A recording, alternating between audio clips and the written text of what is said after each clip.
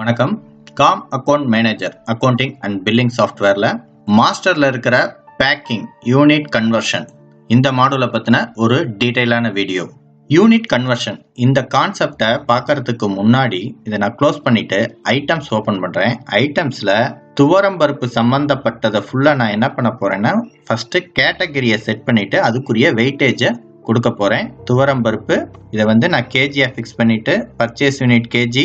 Suppose உங்களுக்கு பேக்ல வருதுன்னா நீங்க பேக்லையும் செட் பண்ணிக்கலாம். ஹேவ் மில்லிகிராம்ஸ் நான் எக்ஸாம்பிள் காமிக்கிறதுக்காக இப்ப எஸ் கொடுத்துக்கிறேன். இதுக்குரிய ரீட்டைல் கிராம் யூனிட் ஜிஆர்னு மென்ஷன் பண்ணிடுறேன். நெக்ஸ்ட் முக்கியமா இதுல கொடுக்க வேண்டியது கேட்டகரி.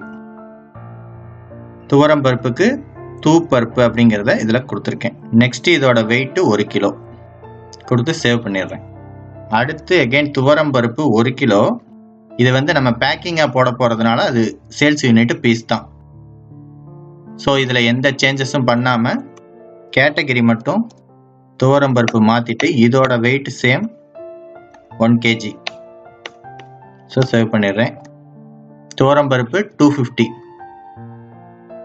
கேட்டகரி துவரம் பருப்பு வெயிட் 0.250 1/4 கிலோக்குரிய வெயிட்டேஜை கொடுத்துடணும். அடுத்து துவரம் பருப்பு 500. இதுல துவரம் பருப்பு கேட்டகரி வெயிட் 0.5 1/2 கிலோங்கிறதுக்கு கொடுத்துட்றோம். ஒரு ஐட்டத்துக்குரிய ஃபுல் டீட்டெயில்ஸ் கொடுத்தாச்சு. இது மாதிரி கடலை பருப்பு, பாசிப்பருப்பு, சீனி, அரிசி எதை பேக்கிங் பண்றீங்களோ அந்த கான்செப்ட் ஃபுல்லா இந்த மாதிரி செட் பண்ணிக்கணும். ஐட்டம் ஸ்கிரீனை நான் க்ளோஸ் பண்ணிக்கிறேன். மாஸ்டர்ல பேக்கிங் யூனிட் கன்வர்ஷன் இதை கிளிக் பண்ணாலும் நமக்கு இந்த ஸ்கிரீன் ஓபன் ஆகும். ஷார்ட்கட்ல ஓபன் பண்றதுனா ஃபங்க்ஷன் கீழே F10 பிரஸ் பண்ணிட்டு 27 பேக்கிங்குரிய ஸ்கிரீன் ஓபன் ஆயிடும். இதுல கேட்டகரியில துவரம் பருப்பை செலக்ட் பண்ணிட்டு F5 ஷார்ட்கட் இல்ல கிளிக் பண்றதுனா இங்க லோடுங்கிறத கிளிக் பண்ணலாம். துவரம் பருப்புங்கிற கேட்டகரிக்குள்ள எதுக்கு நம்ம வெயிட்டேஜ் கொடுத்துருக்கோமோ அது மட்டும்தான் லோட் ஆகும், வேற எதுவும் லோட் ஆகாது. சப்போஸ் வெயிட்டேஜ் கொடுக்கலன்னா அந்த ஐட்டம் லோட் ஆகாது. இப்போ நமக்கு வர்ற துவரம் பருப்பு இந்த மெயின் யூனிட் இதுல எவ்வளவு குவான்டிட்டிங்கிறத நம்ம மென்ஷன் பண்ணணும். 20 கிலோ வருது. இந்த 20 கிலோவை நம்ம பிளஸ்ல போடக்கூடாது, ஏன்னா இதுல இருந்து மைனஸ் ஆக போகுது. ஸோ -20.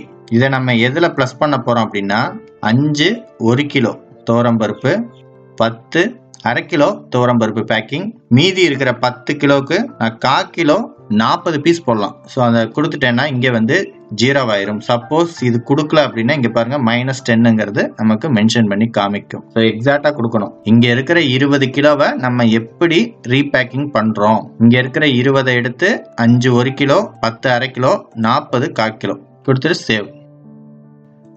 நம்ம மாடிஃபை பண்ணணும் அப்படின்னா F3 பிரஸ் பண்ணிட்டு செலக்ட் பண்ணிட்டு என்டர். இப்போ நம்ம சேஞ்சஸ் ஸ்டாக்ல எப்படி ரிஃப்ளெக்ட் ஆயிருக்குங்கிறத reports, stock reports, current stock value இதுல போயிட்டு நான் கேட்டகரி துவரம் பருப்பை செலக்ட் பண்ணிட்டு ரீஃப்ரெஷ் கொடுக்குறேன்.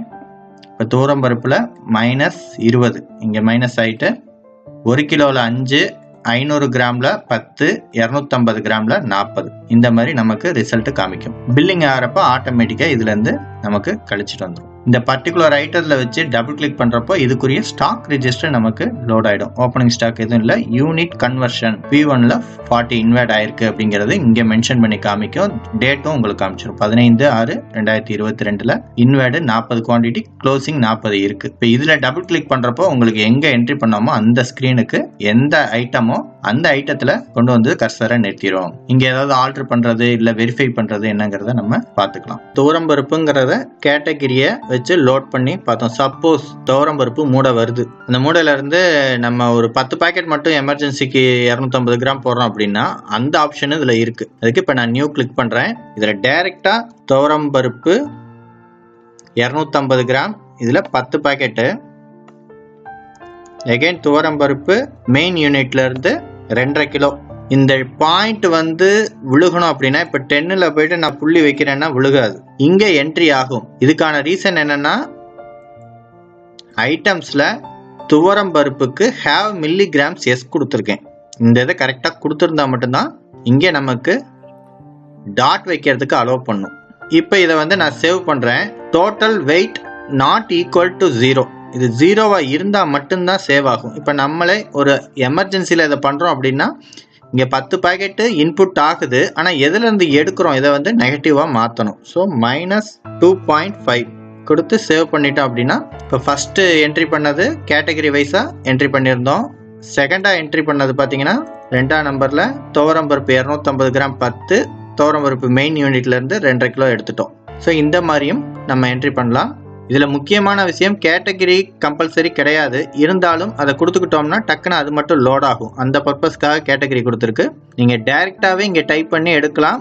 முக்கியமான விஷயம் வந்து ஐட்டம்ஸில் நமக்கு இங்கே வெயிட்டேஜை கரெக்டாக கொடுத்துருக்கணும். அதை வச்சு தான் மென்ஷன் பண்ணி பேக்கிங் யூனிட் கன்வர்ஷன் நடக்கும். இப்போ கரண்ட் ஸ்டாக் போய் பார்த்தோம் அப்படின்னா துவரம்பருப்பு 250 கிராம் ஆட்டோமேட்டிக்காக 50 ஆயிடுச்சு. ஏன்னா இங்கே வந்து ஆட்டோ ரீஃப்ரெஷ் கொடுத்துருக்கோம். ஸோ ஸ்க்ரீனை ஓப்பன் பண்ணுறப்பே இது ரீஃப்ரெஷ் ஆகிடும் 50. இதில் இருந்து டபுள் கிளிக் பண்ணுறப்போ ஸ்டாக் லெஜரில் ஃபர்ஸ்ட் யூனிட் வந்து 40, செகண்ட் யூனிட் கன்வர்ஷன் பண்ணது 10. ஸோ 50ங்கிறது இங்கே மென்ஷன் ஆகிடும். இங்கே துவரம்பருப்பு மெயின் யூனிட்ல பார்த்தீங்கன்னா -22.5. நம்ம எதுவுமே இன்புட் வந்து கொடுக்கல, அதனால எல்லாம் இது நெகட்டிவ்லயே போயிட்டு இருக்கு.